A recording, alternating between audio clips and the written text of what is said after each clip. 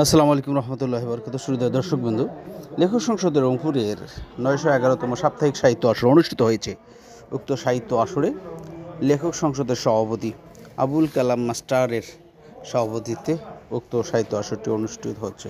উক্ত সাহিত্য আসরে সমসাময়িক সময়ে যারা উপস্থিত ছিলেন ঠিক তাদেরকেই ক্যামেরাবন্দি করা হয়েছে। আজকে সাহিত্য আসরটি একটি জমজমাট ছিল। আপনি নেন। আজকে সাহিত্য আসরটি অত্যন্ত জমজমাট ছিল, কারণ অনেক সাহিত্যপ্রেমী মানুষ এখানে উপস্থিত ছিলেন। তো সবাইকে দেখার জন্য ধন্যবাদ জানাচ্ছি।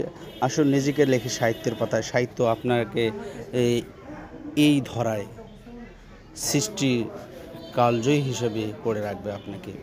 আপনার এই লেখনী পরবর্তী সমাজ জানবে। আপনার মননশীলতা, ব্যক্তিত্ব, আপনার অভিজ্ঞতালব্ধ কথাবার্তা, আপনার এই লেখনী থাকবে যুগ যুগান্তরে, কাল কালান্তরে। হয়তো স্মৃতি ইতিহাসের অংশ হিসেবে থাকবেন এক সময়ে। আসুন নিজেকে লেখি কবিতা, গল্প, প্রবন্ধের পাতায় এবং জাতিকে নতুন আলোর স্বপ্ন দেখাই। সবাইকে ধন্যবাদ জানাচ্ছি। আসসালামু আলাইকুম রহমতুল্লাহ।